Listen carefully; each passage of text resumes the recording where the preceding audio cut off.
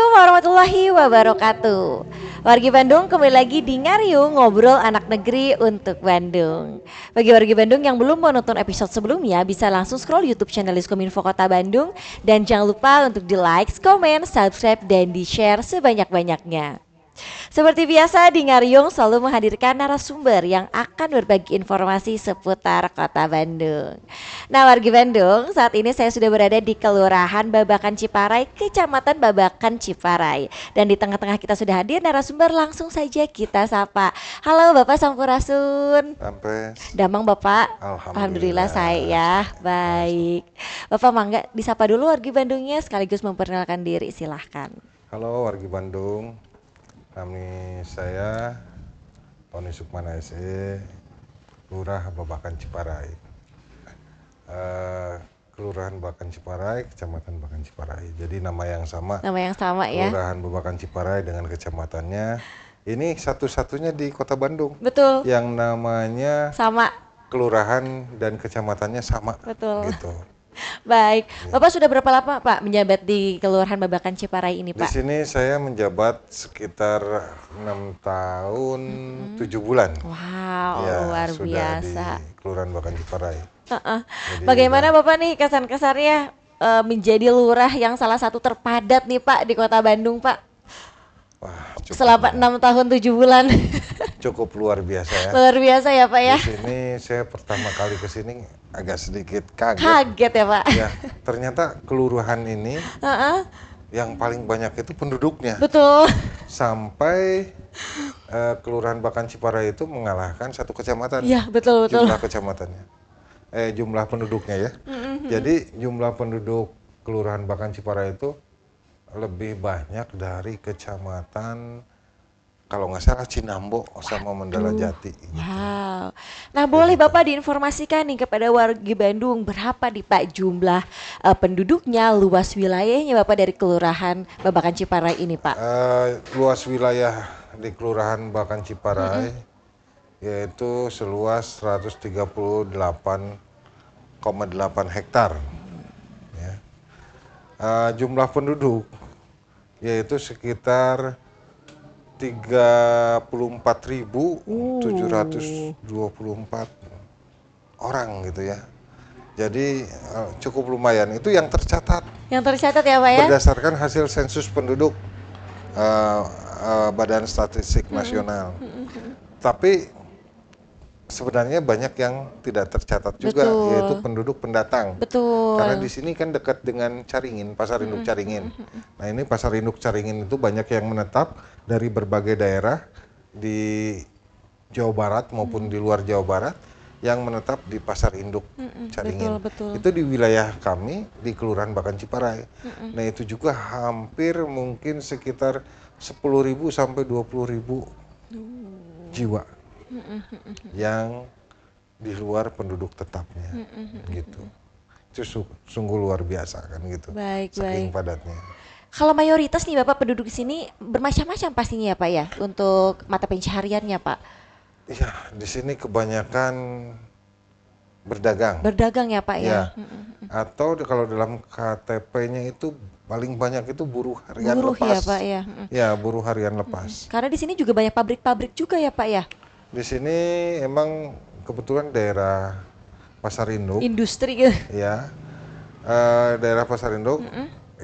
Jadi banyak komoditi ya. Komoditi dari berbagai daerah yang dikirim ke Pasar Induk, dan dari Pasar Induk itu dikirim lagi ke pasar-pasar kecil. Dan muncul juga industri-industri kecil di lingkungan pasar. Contoh industri-industri makanan kebanyakan di sini. Ada pabrik bakso, pabrik siomay, pabrik makanan banyak sekali. Terus ikan bandeng, presto yang kayak gitu-gitulah. Sama pabrik tahu tempe di sini ada juga. Jadi banyak industri-industri home industrinya itu berbentuk industri makanan. Makanan ya Pak ya. Pokoknya gitu. Cukup lengkap makanan di sini, pabrik ada ya Pak ya, karena dekat pasar juga. Pabriknya pabrik kecil tapi home industry, cuma banyak bervariatif gitu. Betul. Jadi ada pabrik kerupuk, cuanki, macam-macam lah. Pokoknya oleh-oleh mah Ya, di sini banyak aja gitu ya banyak. Bapak. Termasuk di sini kan pasar induk itu banyak buah-buahan, sayur-sayuran ya. Betul, betul. Itu dari berbagai daerah se-Indonesia datang ke sini. Betul. Contoh jeruk Medan ya, Iya. duren Bangkok. Itu di sini glosir-glosirnya di pasar induk. Jadi dari Kalimantan, dari Sumatera, dari Jawa, dari Bali, dari Kalimantan semua masuk ke pasar induk. Dan produk impor juga masuk ke sini. Kayak jeruk Mandarin kayak gitu Iya, semua ada di sini. ada pokoknya Iya. lengkap ya. Jadi lengkap di Kelurahan Bakan Ciparai, Babakan Ciparai ya, Pasar Induk Caringin. Jadi hal ini sangat luar biasa buat di Babakan Ciparai. Dan pasar induk ini itu menarik banyak orang dari berbagai daerah untuk berdagang di sini. Mengadu nasib di pasar induk Caringin. Makanya terjadilah kepadatan-kepadatan penduduk di wilayah Kelurahan Bakan Ciparai. Betul, Karena dari Majalaya, dari Garut, dari Cianjur, dari Majalengka, dari Kuningan, dari Tasik, itu datang ke sini. Mereka mengantar produk hasil buminya ke pasar induk dan berdagang di sini. Mereka mengontrak di sini. Ada yang berdagang, ada yang jadi kuli panggul, betul. ada yang jadi keamanan, macam-macam lah. Ada yang jadi tukang suruh di pasar Betul. atau pegawai pasar juga ada banyak. Jadi di sini banyak sekali pendatang dari berbagai daerah. Gitu. Baik. Nah, Pak, sebagai salah satu kelurahan yang dinobatkan terpadat ya Pak ya di Kota Bandung, Kelurahan Babakan Ciparai ini. Masalah apa sih Pak yang sering dihadapi ini Pak oleh masyarakat, dan ini bagaimana nih pihak kelurahan juga memberi solusi dari masalah tersebut? Sebenarnya kalau di Kelurahan Babakan Ciparai itu terkait masalah-masalah itu banyak. Banyak ya Pak ya, karena Banyak padat itu ya sekali. Pak ya. Ya itu jelas lah masalahnya masalah sosial ya. Betul. Masalah sosial, masalah kemiskinan. Di sini kan hampir penerima bantuan itu yang tercatat di DTKS itu untuk pembagian beras gitu ya. Pembagian beras yang tiap bulan dibagikan, hampir yang menerima itu 2.759 kakak. Bayangkan 2.000. Kalau waktu zaman Covid itu hampir 6.000 kakak di sini. Jadi hampir setengah penduduknya miskin. Jadi buruh harian lepas. Jadi menengah ke bawah di sini kebanyakannya. Jadi itu yang ada di Kelurahan Bakan Ciparai. Jadi masalah-masalah sosial, masalah stunting, masalah ODF, masalah sampah, masalah yang lain lah banyak ya, masalah-masalah yang lain. Masalah pendidikan juga ada juga di sini. Ya masalah-masalah sosial lah yang terjadi di sini, yang mungkin banyak juga dari dinas-dinas jadi lokus atau fokusnya ke sini untuk memberikan bantuan-bantuan sosialnya kepada masyarakat di Kelurahan Bakan Ciparai. Baik, ini saya juga tertarik nih Pak, terkait yang tadi Bapak sampaikan, salah satunya pengelolaan sampahnya nih Pak. Yeah. Bagaimana Bapak pengelolaan sampahnya? Apakah ada kolaborasi Pak dengan pihak-pihak tertentu juga Pak? Ya permasalahan sampah ini kan bukan hanya di Kelurahan Bakan Ciparai ya, tapi terjadi di Kota Bandung ya. Betul, betul. Kemarin waktu bulan-bulan kemarin kita terjadi darurat Jauh sampah. betul. Jadi di Kelurahan Bakan Ciparai dengan jumlah penduduk yang banyak, pasti menghasilkan sampah juga banyak, Yang banyak, kan gitu betul. ya. Jadi kita berpikir bagaimana nih pengelolaan sampah di Kelurahan Bakan Ciparai dengan jumlah penduduk yang sangat banyak. Maka kami juga mengikuti program-program pemerintah ya, yaitu dengan membuat rumah magot untuk masalah sampah organik. Terus bagaimana caranya juga membuat kompos ya kepada warga. Tapi untuk yang tahun ini kami membuat terobosan yaitu dengan mengajak anak-anak sekolah. Wow, seru. Iya, mengajak anak-anak sekolah untuk berkontribusi mengelola sampah. Jadi kita kepikiran karena di Kelurahan Bakan Ciparai mempunyai potensi sekolah yang cukup banyak. Kita mempunyai sekitar 33 PAUD, ya, 12 TK, 6 SD negeri, 2 SMP negeri, 1 SMA negeri. Dan jumlah siswanya yang ada di Kelurahan Bakan Ciparai, khususnya Kelurahan Bakan Ciparai saja, di sekolah yang ada di Kelurahan Bakan itu hampir 10.000 lebih, 10.000 siswa. Jadi saya berpikir kalau satu siswa bisa mengumpulkan 1 kilo sampah seminggu aja, kali 10.000 berarti udah 10 ton sampah seminggu dari anak sekolah. 10 ton.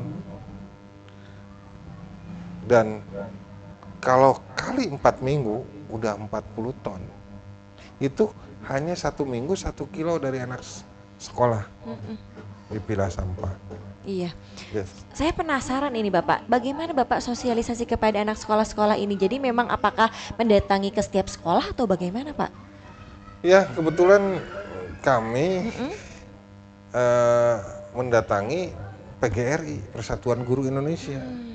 PGRI yang ada di Kecamatan Babakan Ciparai.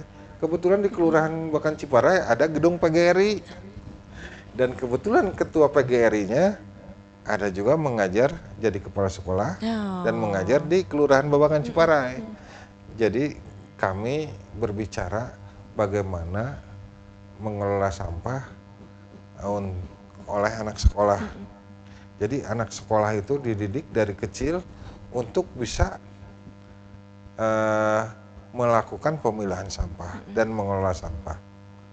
Nah, untuk infrastrukturnya atau untuk alat-alat pengolahan sampahnya, kami bekerja sama dengan beberapa donatur atau ngambil dari beberapa yayasan, dipanggil untuk bekerja sama memberikan CSR berupa alat-alat penampung sampahnya. Kebetulan kami dapat CSR dari Lions Club. Lions Club di Kota Bandung. Ya. Lions Club itu banyak, ada yang Lions Club Sangkuriang, Lions Club ini, tapi semua Lions Club ikut kemarin di sini di Kelurahan Bakan Ciparai sebagai pilot project kegiatannya. Dan kami juga dapat bantuan dari pihak Bank Rakyat Indonesia. BRI. Iya. Nah, itu alat-alatnya untuk pengolahan sampah di Pasar Induk. Jadi di Pasar Induk itu sampahnya sangat banyak. Pastinya. Jadi perlu alat-alat juga untuk pengolahan sampah yang maksimal gitu ya, supaya bisa optimal dalam pengolahan sampahnya. Betul. Nah, ini kembali lagi ke sekolah tadi. Jadi sebenarnya bukan hanya mengumpulkan sampah. Kami berusaha untuk menciptakan suatu kebiasaan. Jadi berpikirnya jangka panjang. Jadi mengedukasi anak-anak sekolah dengan memberikan pelajaran mengenai sampah. Kita melatih anak-anak bagaimana mengenal sampah supaya jadi berkah. Jadi dimulai dari anak-anak. Kalau anak-anak sudah terbiasa memilah sampah di rumah, maka sampai remaja, dewasa, dan sampai dia berkeluarga akan terbiasa memilah Terbiasa, sampah. betul. Nanti kedepannya masyarakat Kota Bandung sudah terbiasa memilah sampah. Kalau sekarang kan belum terbiasa, Betul. banyak yang belum terbiasa. Masih acuh ya Pak ya? Masih acuh dan tidak peduli. Kadang-kadang kesadaran terkait pemilahan sampah ya tidak ada, kurang gitu ya. Nah, kenapa saya tekankan kepada anak sekolah, meminta guru-guru menugaskan kepada anak sekolah untuk memilah sampah dan dibawa ke sekolah. Betul. Biar orang tuanya juga membantu anak sekolah tersebut. Jadi ada efek dominonya. Betul, betul. Dari contoh anak sekolah mah minta bantu dong, pilahin sampah. Jadi orang tuanya juga memilah. Iya, ikut. Bukan saja anaknya yang memilah, tapi orang tuanya. Lama-kelamaan orang tuanya juga akan terbiasa untuk memilah sampah. Jadi itu efek dominonya. Nah, setelah orang tuanya bisa memilah sampah dan anaknya memilah sampah, maka volume sampah itu akan berkurang. Otomatis kan berkurang karena sudah dipilah di rumah. Dan nanti sampahnya juga bisa dimanfaatkan di sekolah. Nah, ini kelebihannya kalau di sekolah, dibawa ke sekolah. Betul. Nanti sekolah membuat program supaya dana yang dari hasil sampahnya tersebut, karena nanti dikumpulkan di sekolah, terus dijual ke pengepul, uangnya balik ke sekolah, itu uangnya bisa dimanfaatkan untuk kepentingan para siswa juga di sana. Betul, betul, betul. Dan siapa yang bisa memilah sampah, itu akan mendapatkan reward juga buat anak-anak sekolahnya. Dan itu didukung juga oleh komite sekolah, yaitu para orang tua siswa. Betul. Jadi kemarin itu kami dengan Lions Club, dengan Bandung Grid, Bank Sampah Bandung Grid, itu mengadakan pelatihan-pelatihan di sekolah-sekolah. Untuk mengenal jenis-jenis sampah yang bisa dipilah dan mempunyai nilai tambah buat dijual ke pengepul. Jadi anak-anak sama orang tua siswa itu kita latih dulu. Kalau bisa sih sebenarnya nantinya ke depannya pengelolaan sampah itu menjadi suatu kurikuler ya. Kurikuler di sekolah-sekolah.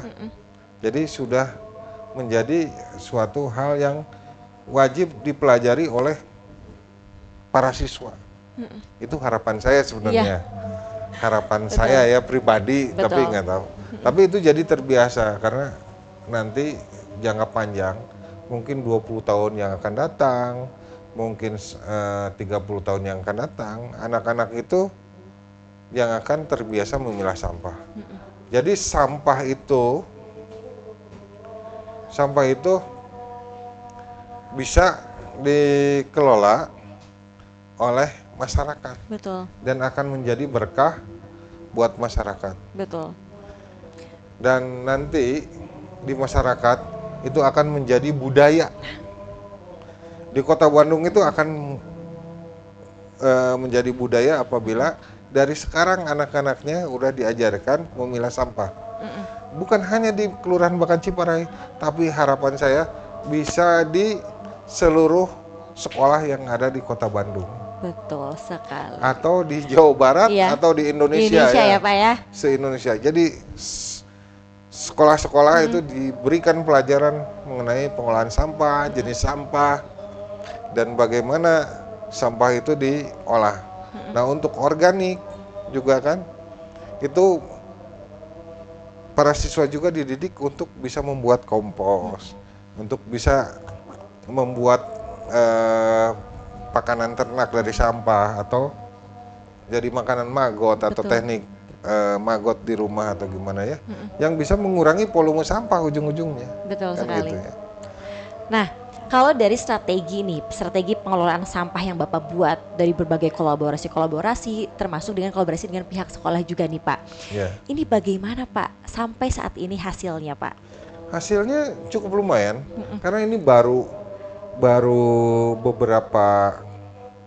beberapa kali aja sampah yang dikumpulkan itu, sekali pengumpulan sampah itu satu sekolah itu bisa 50 kilo sampai 100 kilo. 50 sampai 100 kilo Iya, per satu sekolah, Pak. per satu sekolah. Wow.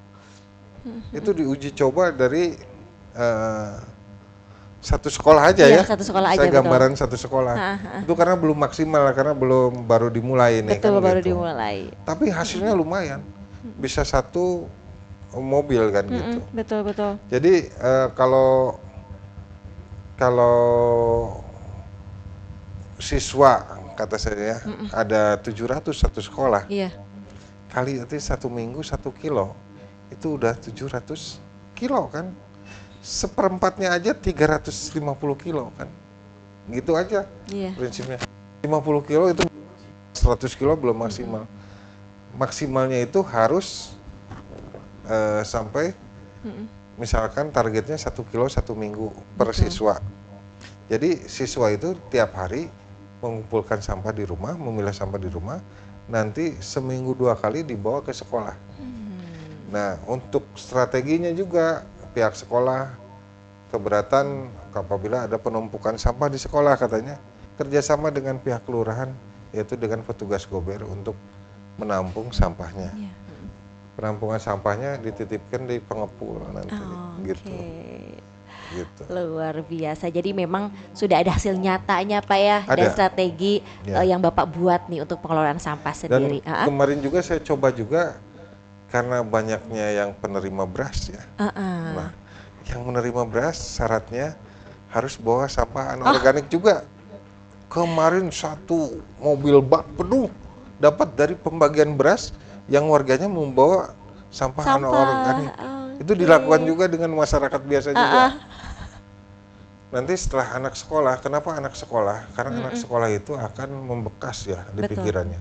Jadi mindsetnya itu harus dibiasakan dari kecil. Betul, betul, betul. Saya lihat di beberapa negara maju, ya emang dididiknya dari kecil. Dari kecil ya, Pak ya, sedari dini. Iya, sedari dini.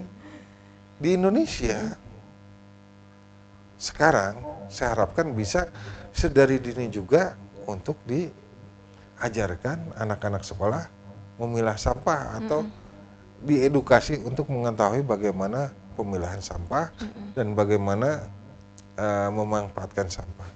Dan sekarang sampah-sampah juga selain dijual, ada juga yang dipakai kerajinan di sekolah.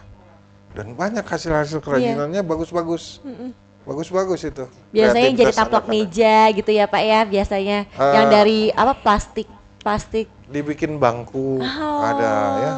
Dibikin bunga-bunga, Yang bikin ada. bunga-bunga. Terus dibikin gantungan lampu-lampu. Iya. Terus Iya. tempat tisu tuh biasanya Iya, ada tuh. itu banyak sih sebenarnya. Kemarin saya lihat sangat luar biasa kreativitas Iya, anak-anak. Jadi sampah itu sama anak-anak nanti bukan hanya dipandang negatif, Iya. tapi dipandangnya nanti akan menjadi berkah buat anak-anak tersebut. Iya. Dan anak-anak itu pasti akan dewasa dan akan menjadi warga negara, warga masyarakat yang terbiasa untuk memilah sampah. Betul sekali. Nanti juga mungkin akan menerapkan kembali ya kepada anaknya. Jadi mungkin anaknya juga nanti akan terbiasa seperti itu Iya, ya. harus lah. Harus terus ya, Pak ya. Iya, Baik. nanti setiap orang yang di rumah harus membiasakan anaknya memilah sampah. Betul. Kenapa? Nanti kita zaman ini, zaman sekarang kan gitu ya, belum terbiasa memilah sampah. Sehingga pas ada kejadian-kejadian tempat penampungan sampah bermasalah, kita bingung karena belum terbiasa. Iya, betul. Tapi nanti generasi nanti kalau sudah terbiasa memilah sampah, mereka akan tidak akan bingung bagaimana sampah di rumahnya, di lingkungannya itu bisa dimanfaatkan secara baik. Jadi saya lihat seperti di Jepang, di Singapura ya, dari kecil itu udah sangat tertib kan gitu ya. Dan saya pernah dengar juga Singapura dulu seperti Bandung. Jadi di Jepang pun dulu seperti Bandung, eh, membuang sampah sembarangan. Tapi dia dua generasi baru bisa sukses penanganan sampahnya setelah dididik dari usia dini. Betul.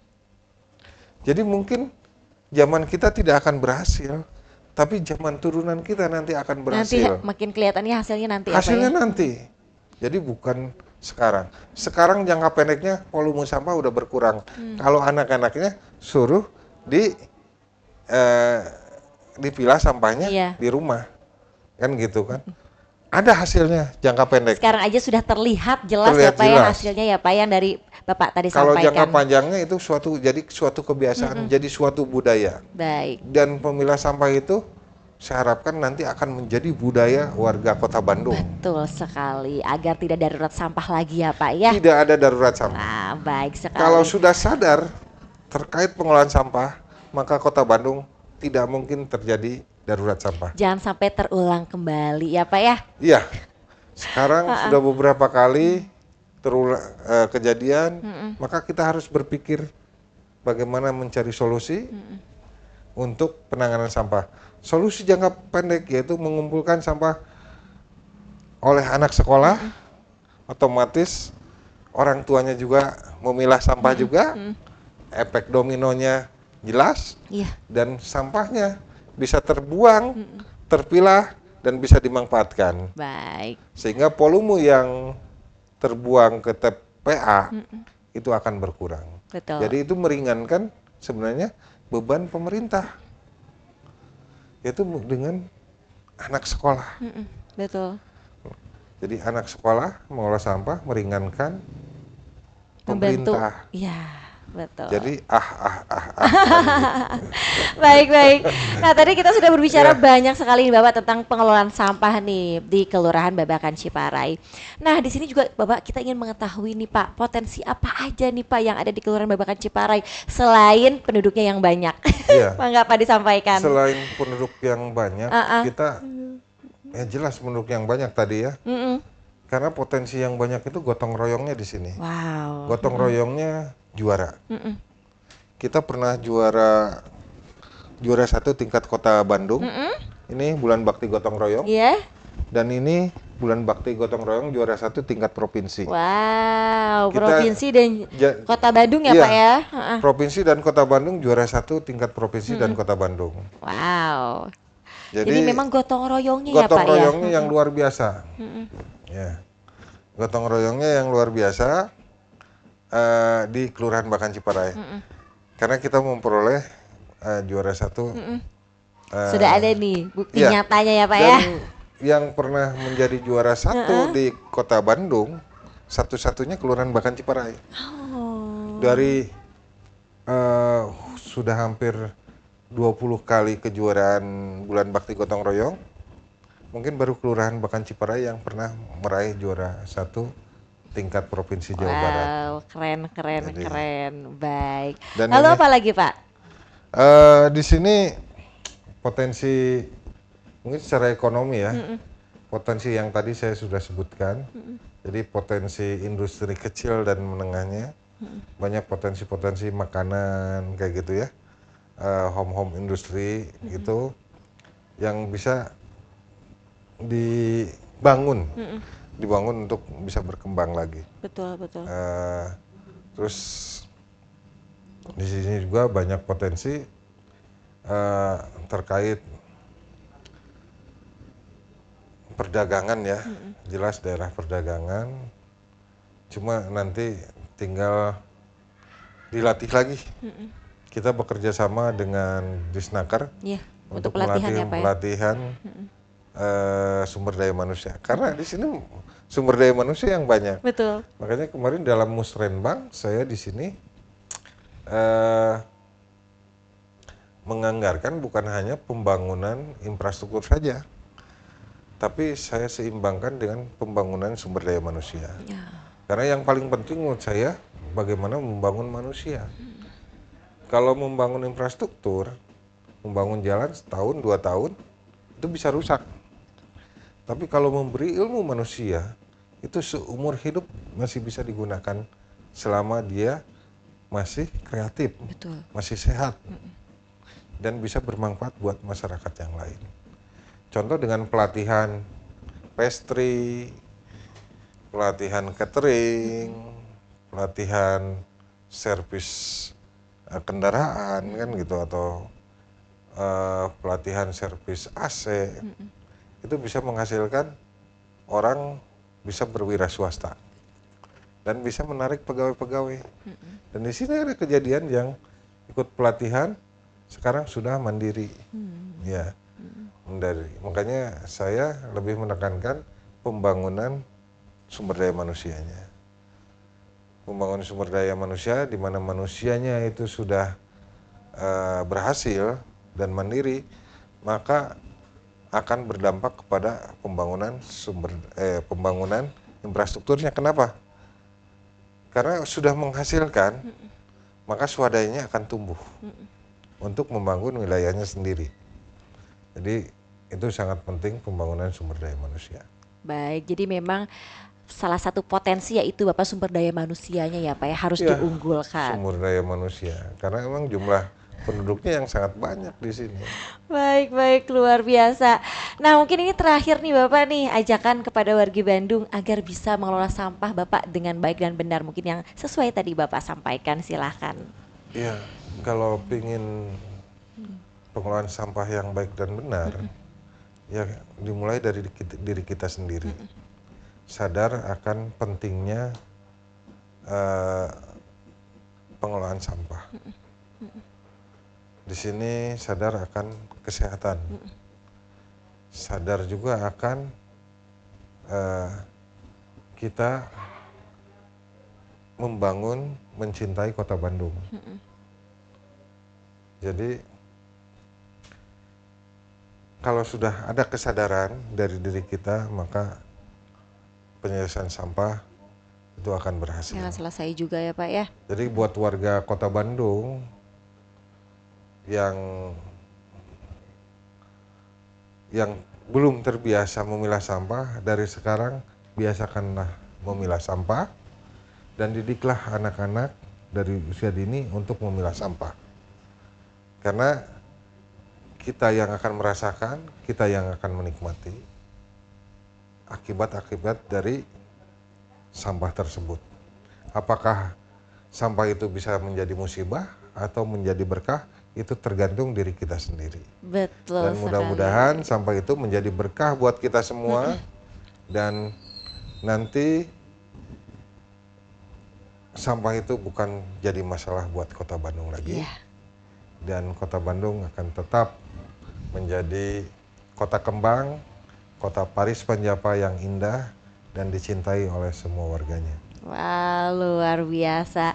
Intinya jangan bosan-bosan Bapak ya untuk mengingatkan juga nih terkait pengelolaan sampah dan harus memilah sampah nih agar tidak terjadi darurat sampah kembali. Baik. Terima kasih banyak Bapak atas waktunya nih sudah berbagi informasi kepada warga Bandung dan berbincang-bincang bareng kami di Kominfo Kota Bandung. Semoga semua yang Bapak sedang jalankan atau direncanakan lancar Bapak ya dan diberi kemudahan. Semoga ini juga akan menjadi inspirasi buat kita semua. Jadi mudah-mudahan bisa dilaksanakan oleh semua pihak, termasuk saya mengingatkan diri saya sendiri.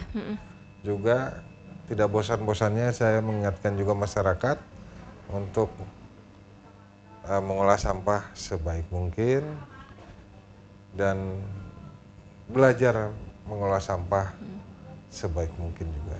Baik. Dan terima kasih buat Diskominfo ya. Diskominfo betul Bapak.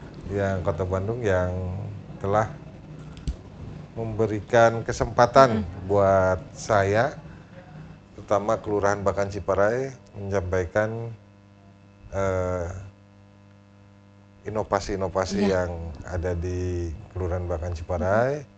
Mudah-mudahan bisa semuanya dilaksanakan, bukan hanya di Kelurahan Bakan Ciparai, tapi bisa dilaksanakan oleh semuanya yang ada di Kota Bandung Bandung. khususnya dan di Indonesia umumnya ya, Iya. karena kita mencintai Kota Bandung, mencintai Indonesia juga. Wow, luar biasa. Semangat terus Bapak ya pastinya dan sehat selalu Bapak. Amin. Terima kasih sekali lagi. Baik. Ya Wargi Bandung, cukup sekian untuk episode kali ini. Jangan lupa terus saksikan episode-episode selanjutnya di YouTube channel Diskominfo Kota Bandung. Kami pamit. Wassalamualaikum warahmatullahi wabarakatuh. Presented by Humas Kota Bandung.